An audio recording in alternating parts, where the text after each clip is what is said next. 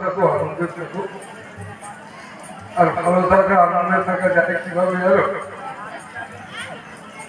ভালো থাকতে গেলে মানুষকে একটু একটু করে প্রতিদিন দেখবে, সবসময় প্রতিদিন প্রত্যেকটা মানুষ সেই জন্ম হওয়ার পর থেকে আমরা সবাই এগিয়ে চলেছি। আবার শেষে মানে এই শরীরটা একদিন শেষ হয়ে যাবে, সেদিন তারপর আমরা তো শেষ হওয়ার দিকে যাচ্ছি। এই শরীরটা শেষ হওয়ার, শরীরটা শেষ হয়ে গেলে তো চলবে না। কি করলাম আমরা এই শরীরটাকে নিয়ে, এটা একটা বড় ব্যাপার। এই শরীরটা পেয়েছি, এই দেখবে গীতায় ভগবান বলেছেন, ভগবান কি বলেছে জানো? সেখানে তিনি যজ্ঞের কথা বলেছেন। তিনি বলেছেন সেই জ্ঞানের আগুনে ফল মূল সমস্ত কিছু যেমন ভাবে আহুতি দিতে হয়, ঠিক তেমনি তেমনি এই শরীরটা সবটা আহুতি দিতে। তার মানে এই শরীরটাকেও ফলমূলের মতো একটা উপকরণ। ফল ফুল যেমন ভগবানের চরণে আমরা দিই, কেন দিই? পবিত্র ভালো। এই শরীরটাও কিন্তু এরকম একটা পবিত্র, অপবিত্র শরীর না। এই শরীরটা অপবিত্র কেন না? আমরা পবিত্র কিছু জিনিসকে ভাবনা এই শরীরের মধ্যে, এই শরীর নিয়ে চলি ঘুরি বসি, পবিত্র কোনো জিনিসকে ভেতরে রাখি না। তার জন্য এই শরীরটা আমাদের কি হয় না, পবিত্র হয়ে ওঠে। তাই আমাদের এই শরীরটা যদি আমরা পবিত্র করতে পারি, তাহলে কি হয়? ফল মূল ফুল যেমন ভাবে ভগবানের চরণে আমরা দিই, এই শরীরটাকেও আমাদের তার চরণে দিতে হবে। শরীরটা যাবে দেবে কিভাবে? শরীরটা তো দেওয়া যাচ্ছে না। কেন দেওয়া যাচ্ছে না? না, দেওয়ার উপযুক্ত হয়। উপযুক্ত করা হচ্ছে। উপযুক্ত হওয়া মানে এই পবিত্র হওয়া, সুন্দর হওয়া, ভালো হওয়া। ভালো হওয়া এটা মানুষকে করতে হবে, এমনি হবে না। সেই কারণে মানুষ দীক্ষা নেয়। দীক্ষা নেয়, সকালবেলা দীক্ষা দিয়েছি, এখানে আরো অনেকজনকে দীক্ষা দিয়েছি, আরো তোমরাও অনেক জায়গায় দীক্ষা নিয়েছো, নেবে। এই সমস্ত দীক্ষা নেয় কেন? দীক্ষা নেয় এই কারণে ভেতরে ভেতরে মানুষ ওই জপতে থাকে, গুরুদেবের বীজ মন্ত্র জপতে থাকে। কেন জপতে থাকা? মানে মনে মনে বলতে থাকে। বলতে থাকা মানে কি? যে তাকে স্মরণ করো। তবে তুমি যদি সবসময় তাকে স্মরণ করো, তিনি হচ্ছেন পবিত্র। পবিত্রতাকে নিয়ে তুমি সবসময় স্মরণ করো, তোমার ভেতরে পবিত্রতা একটু একটু করে সেই পবিত্রতা হোক তোমার জীবন একটু একটু পবিত্র হতে থাকে। তাহলে তুমি যত তুমি নিজেকে পবিত্র করতে পারবে, ততটা তুমি নিজের শরীরটাকে তুমি পবিত্র করতে পারবে। এই সুন্দর একটা শরীর পেয়েছি আমরা, কেমন আমরা ফল ফুল এসব ভগবানের চরণে। আসল উচিত ছিল আমাদের এই শরীরটাকে তার চরণে ফল ফুল, এই শরীরটাই তার শরীর উপযুক্ত করে, কিন্তু আমরা পারিনি। কেন পারিনি না? আমরা শরীরটাকে পবিত্র করতে পারিনি। আমরা সবসময় হিংসা, লোভ, লালসা, নানান রকমের এই সমস্ত বাজে বাজে জিনিস, নানান কল্পনা, এই সমস্ত জিনিস নিয়ে মেতে আছি। কিন্তু এই সমস্ত জিনিস এর মধ্যে এই ছেলে মেয়ে সংসার তোমরা করছো, এই সমস্ত মধ্যে থেকে ধরতে হবে। তাই আমরা দুটো হাত পেয়েছি, একটা হাতে এই সংসারকে ধরতে হবে। সংসার মানে ছেলে মেয়ে স্বামী স্ত্রী বাবা মা, এটাকে এক হাতে ধরতে হবে। আর এক হাতে ভগবানের চরণ ধরতে, গুরুর চরণ ধরতে। গুরুর চরণ ধরা মানে, গুরু মানে তিনি শুধু এই দেহটা না। আমি তোমাকে এই দেহের কথা বলছি না, আমি তোমার এতক্ষণ যা বলছি সবটাই মানে উপযুক্ত করা, পবিত্র করা, পবিত্রতার কথা বলছি। তার মানে গুরু মানে পবিত্র। এবার তোমাকে পবিত্র হওয়ার জন্য বলছি। পবিত্র মানে ভালো সবার না সেন্ট সব মেঘের মহিলা আমি খুব পবিত্র তা না। পবিত্র ভাবনাটাকে পবিত্র করো, এটাকে সাধনা করো। তুমি এমনি পারো, তোমাকে যে মানুষ চেষ্টা করে আপনাকে একটু একটু ভালো করতে হবে, তার জন্য তোমাদেরকে প্রতিদিন একটুখানি সুন্দর করে বসতে হবে, বসে গুরুকর্ম করতে হবে। গুরুকর্ম মানে গুরু, আমি তোমাকে যেটা বলেছি মহাত্মারা বলেছে, আমিও বলছি। কি বলছি না, তুমি হিংসা করবে না, তুমি কাউকে একদম নিন্দে আজে বাজে কথাবার্তা ভাবনা চিন্তা করা, কাউকে দুঃখ দেওয়া এসব করবে। আমি বলছি না, হাজার হাজার বছর ধরে বলছি গুরুদেব। তার সঙ্গে তোমায় কি বলছি, তুমি পাচ্ছ না কেন? তা তুমি চেষ্টা করছো। চেষ্টা কিভাবে করবো, তাই তুমি প্রত্যেক দিন অন্তত একবার গুরু কর্ম, তুমি সংসারের কর্ম করছো, ছেলে মেয়ে স্বামী স্ত্রী ফ্যামিলি সবার জন্য তুমি এত সময় দিচ্ছ, কেমন তুমি জীবন দিয়ে দিচ্ছ, যে তুমি একবারে গুরু কর্ম করতে যাচ্ছ।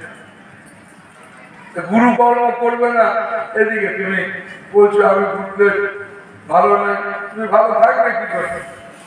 তোমাকে যেহেতু গুরু কর্ম করতে বলো, গুরু কর্ম করা মানে গুরু কর্ম করা মানে সেই পবিত্র চিন্তা ভাবনা মগ্ন। পবিত্র চিন্তা ভাবনা মগ্ন থাকলে কি হবে? পবিত্রতার মধ্যে শক্তি আছে, অপবিত্রতার মধ্যে শক্তি নাই।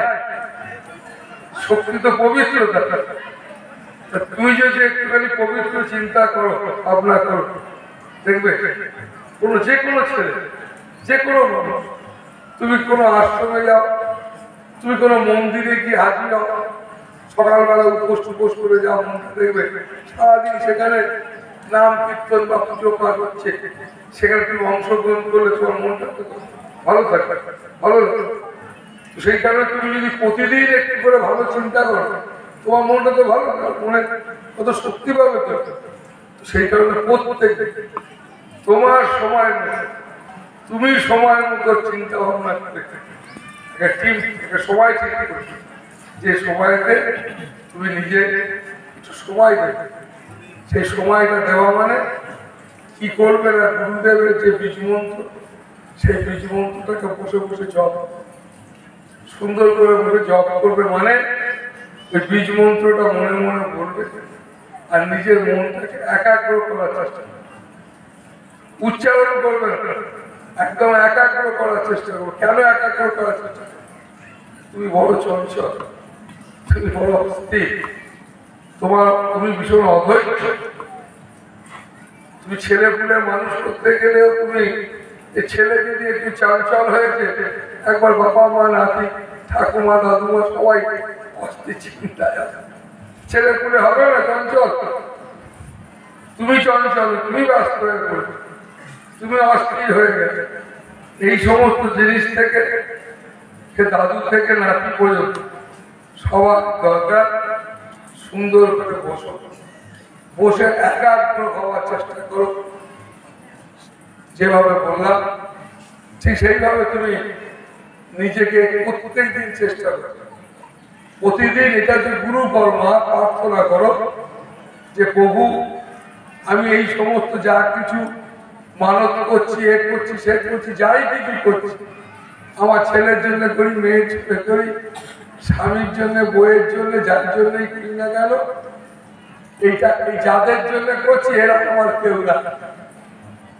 মন চলো নিজ নিকেতনে, সংসার বিদেশে, বিদেশি বেশে, একটা বিশাল বড় বিদেশ। যা করছি আমরা সবটাই আমরা আমাদের জন্য আমরা কিচ্ছু করছি। আমাদের জন্য একটাই কাজ, যেটার জন্য জগতে এসেছি, তার জন্য আমরা তো দুঃখী, তার জন্য দুঃখিত, তার জন্য আমরা আমার ছেলেটা ভালো থাকবে কিনা, আমার স্বামী, আমার বউ, আমাদের স্বামী স্ত্রীর সম্পর্ক ভালো থাকবে কিনা, আমাদের বৃদ্ধ ভয়, সবসময় ভয়। ভয় কেন? এই কারণে ভয়, আর তুমি বিদেশে বাস করছো, তুমি স্বদেশে নয়, তুমি ভুলে গেছো তোমাকে। কারণ এই কারণেই তো তোমাদের সাধু মহাপুরুষরা বারবার বলতে এসেছে, আমিও তোমাকে বলতে এসেছি আসল জিনিসটা কিন্তু আমরা কেউ খুঁজছি না, তার জন্য তোমায় কিছু দিতেও হবে না।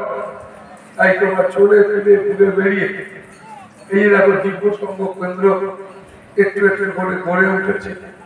এটা কেন হয়েছে? শুধু অন্তত কিছুক্ষণের জন্য চুপ করে বসলে, অন্তত গুরুকর্ম করবে। গুরুকর্ম করা মানে তোমার কর্ম করবে, তুমি তোমাকে শান্ত করবার চেষ্টা করবে, তুমি তোমার মধ্যে একটা পবিত্র গুণকে জাগাবার চেষ্টা করবে। এই সবটাই তুমি তোমার জন্য, এই আমিও বলছি সব তোমার জন্য।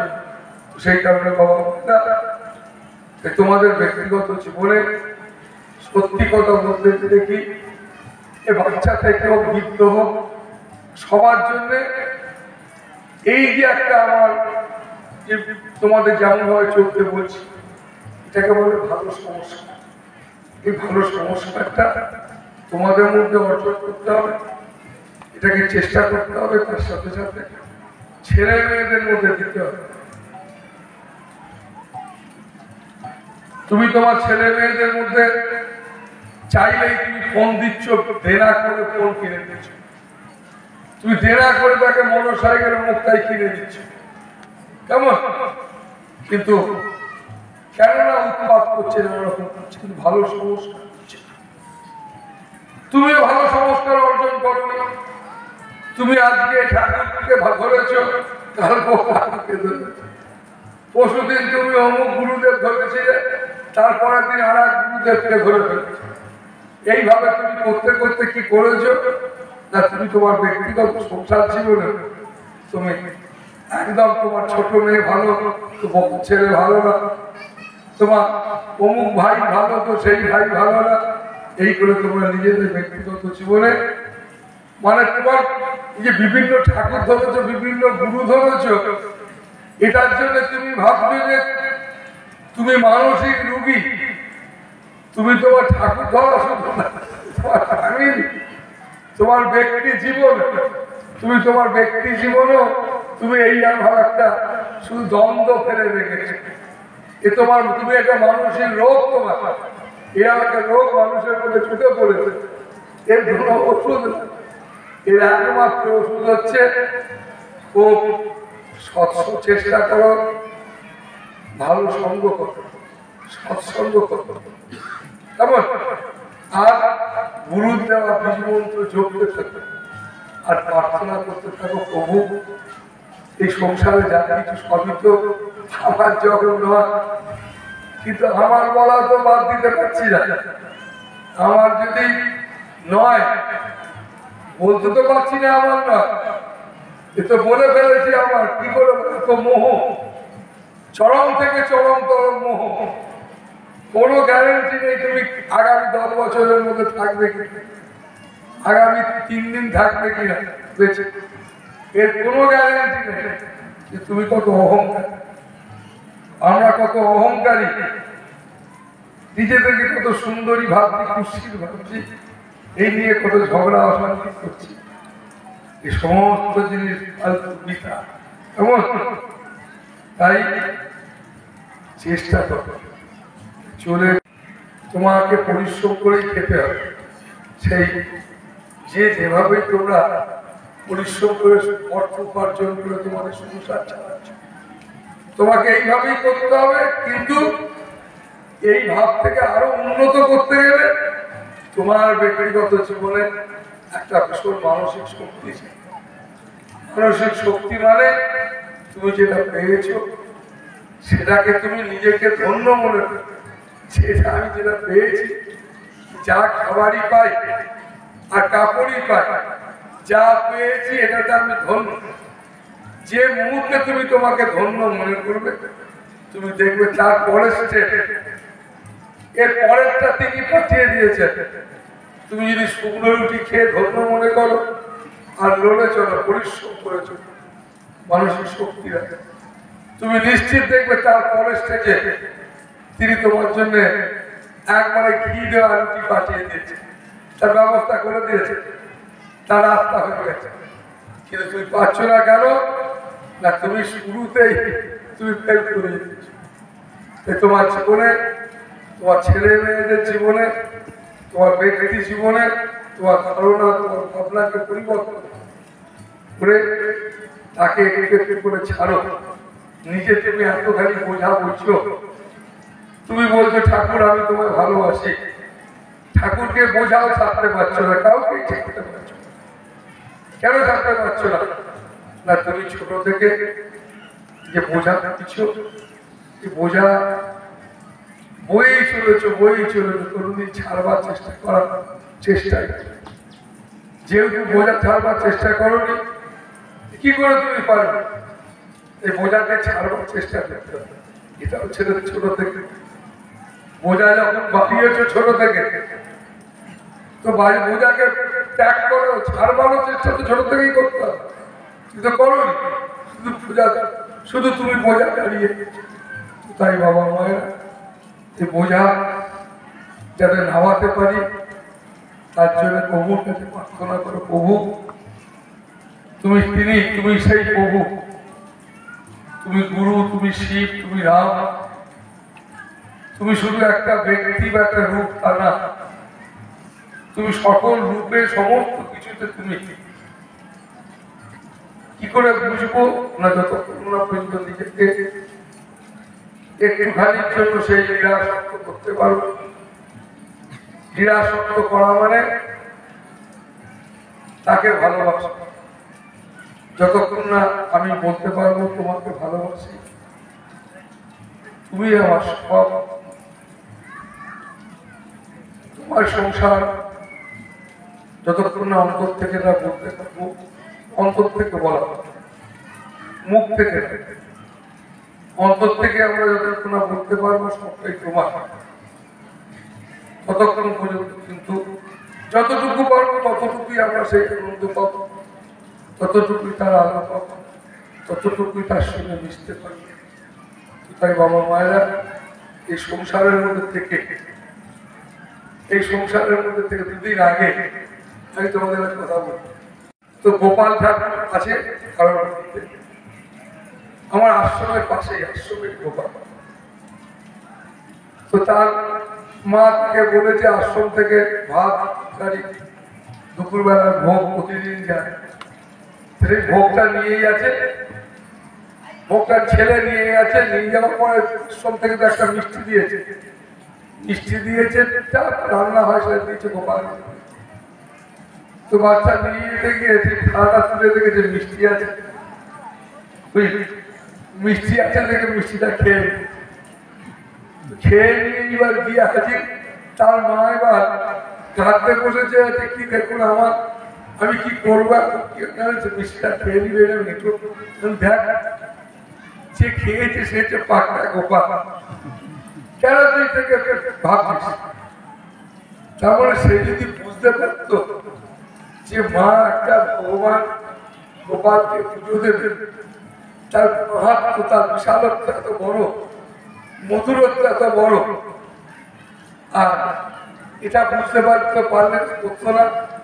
আর তোরও মধ্যে মধুরত্ব বা বিশালতা, এই ব্যাপারটা না থাকার জন্য তো ছেলে আছে গোপাল যে আলাদা না কি, এটা অবশ্যই ওইটাই গোপালকে, গোপাল মহা আনন্দ করত। আমি কেন বলতে পারলাম? এই কারণে বলতে পারলাম, বাড়ির লক্ষ্মী শুধু বাড়ির শাশুড়ি, বাড়ির বৌমা, বাড়ির মেয়ে, তারা সবাই বাড়ির, কারণ সবাই বাড়ির লক্ষ্মী, বাড়ির প্রতিটা ছেলে বাড়ির নারায়ণ কর্তা থেকে। এইরকম একটা শিক্ষা হচ্ছে আমাদের শিক্ষা, এটাই হচ্ছে একমাত্র সঠিক শিক্ষা। এটাই আমাদের ঋষিরা হাজার হাজার বছর বলছেন, সম্মান করতে শেখে, অন্ততপক্ষে অনুভব করতে শেখে। অনুভব করতে না শিখলে, অনুভব করতে না করতে, তোমার ছেলে মেয়ে, স্বামী, পরিবার, তোমরা কেউ কাউকে অনুভব করতে পারবে না। আর এই অনুভব ছাড়া সংসার করা, অনুভূতি না, সংসার করছিস, এ বড় কঠিন। অনুভূতি শক্তি না, তার সঙ্গে সংসার পাথরের সঙ্গে এরকম একটা ব্যাপার আমাদের সংসারে এভাবে জীবনে এসে পৌঁছেছে। তাই বাবা মাতরা এই পাথর কেন বলছি জানো? যে মানুষের মধ্যে মনুষ্যত্ব নেই তাকে পাথর কেন? পাথরের থেকে চরম খারাপ কিছু। আমাদের জীবনে চেষ্টা করো বাবা, যত পারবে ইয়াতে তোমাদের বললাম যেমন ভাবে সৎসঙ্গ করবে। সৎসঙ্গ মানে শুধু সাম রাম এসব না, সৎসঙ্গ মানে ভালো চিন্তা, সৎসঙ্গ করা মানে ভালো কাজ করা, ভালো ভাবনা না। শুধু আমি খেলাম, আমি শোলাম, আমি বসলাম তারা, তার জন্য তো পুজোর আয়োজন। আমরা এত ঘটা করে সব দুর্গা পুজো কালী পুজো করি কেন? সবাই মিলে আনন্দ করবো, কারণ সবাই তো সংসার নিয়ে ব্যস্ত। তো তাই এই মাঝে মাঝে সবার সঙ্গে মিলনের দরকার, তার জন্য উৎসব। আজকে উৎসব কেন? তোমাদেরকে বসিয়ে তোমাদের কিছু কথা বলার আছে, তোমাদের কিছু কথা বলার আছে বলেই সেটা বলতে। যে তোমরা ভাববে যে তুমি তাবিজ কবজ মজুরি শেকড় বাকর হাত মাখবে তুমি ভালো থাকবে, না, ক্ষণস্থায়ী থাকতে পারবে, চিরস্থায়ী ভালো থাকতে ভালো মানুষ ভালো থাকে। আর্থিক উন্নতি হবে, আর্থিক উন্নতি করা মানে মানে নিজের ভেতরে যে শক্তি আছে সেই শক্তিটাকে চাকরি তোমাদের মধ্যে, আমাদের সকলের মধ্যে সে একটা অসীম অনন্ত শক্তি আছে। সেই শক্তিটাকে জাগিয়ে তোলা মানে, তাই তো তুমি দীক্ষা নিয়েছ, তাই তো তুমি আজকে এসেছ, তাই তো তুমি মাঝে মাঝে শুনে যাও, মাঝে মাঝে এখানে আসো। এইটাই হচ্ছে তোমার জীবনে খুব আন্তরিকতার সহিত উদ্দেশ্য কি? তোমার ভিতরে যে যিনি আছেন সেটা ঘুমিয়ে আছে, ঘুমিয়ে আছে মানে তিনি জাগ্রত। তোমার অজ্ঞতা, আমাদের সকলের অজ্ঞতা, মলিনতা, সেটা আপনার মলিনতা মানে হিংসা, নিন্দে করার অভ্যাস, বাজে বাজে অভ্যাস। এই বাজে বাজে অভ্যাসগুলোতে আমরা নিজেদেরকে নিজেরা সবসময়ের জন্য ধ্বংস করছি। আমাদের হওয়ার জিনিস হচ্ছে না কেন জানো? আমরা নিজেদের মধ্যে এত অশুভ চিন্তা করি, এত অশুভ ভাবনা ভাবি। এই অশুভ ভাবনাগুলো একটা অশুভ শক্তি। তাই তুমি একদম ভাববে না। এই সবসময় সারা পৃথিবীতে, এই মানুষকে বলছি, সারা পৃথিবীতে সব থেকে বেশি মানুষকে, সারা পৃথিবীর বুদ্ধিমান মানুষরা বলছে তোমরা বেশি বেশি ভালো চিন্তা করো, ভালো চিন্তা। তাই বাবা মায়ের প্রার্থনা করো, প্রভু আমি তোমাকে চাই। আর আমি যদি তোমাকে চাইতে গিয়ে একটুখানি এই ইচ্ছাটা যদি আমার কমে যায়, এই ইচ্ছাটা যদি কম পড়ে যায়, তুমি যেন আমার ইচ্ছাটাকে জাগিয়ে, আমি যদি ভুলেও যাই তুমি যেন তুমি আমার ইচ্ছাটাকে ভুলিয়ে দিও। এই ইচ্ছাটা যেন আমার থাকে যে আমি এই ইচ্ছাটাই একমাত্র আমাদের আমি, এটাই একমাত্র আমাদের আসল আসল। তাই আমাদের ইচ্ছাটা চলে গেছে কোথায়? তোমাদের বলেছি, এক হাত গুরুর চরণ বা ঈশ্বরের চরণ ধরো, আর এক হাত ধরে সংসার ধরো। তোমরা দু হাত দিয়ে সংসার ধরো। তোমরা হাবুর, তোমরা ছোট বয়স থেকে হাবুর কাছে কষ্ট পাচ্ছ। তাই এই সমস্ত থেকে বেরোতে গেলে যদি তুমি ঠিক ভাবে চলতে থাকো, তোমার কারোর কাছে মাধুরী করতে যেতে হবে না। সদ্গুরুর পথ ধরে মানুষ উপবন্ধন থেকে মুক্তি পায়, জন্ম জন্মান্তরের কষ্ট দূর হয়। সামান্য তোমার একটা বৈষয়িক, তোমার শরীর, তোমার মন, তোমার ব্যবসা বাণিজ্য, এই সমস্ত তোমার যে চলছে, এই সমস্ত জিনিসের থেকে রেহাই পাওয়া অতি সামান্য জিনিস। এই তুমি না করো, তার পথকে ধরো। তোমাকে যেমন ভাবে বললাম সেইভাবে চেষ্টা কর, সজাগ থাকা, যেন আমার মধ্যে হিংসা, আমার মধ্যে বাজে বাজে যেসব অভ্যাস, হে প্রভু আমার একটি অভ্যাস যেন ছুটে যেতে, আমি যেন এর থেকে বেরোতে পারি। এই বাবা মায়েরা ভালো থাকবো, আনন্দে থাকবো, প্রার্থনা করো প্রভু তোমায় চাই, সুস্থ আছে।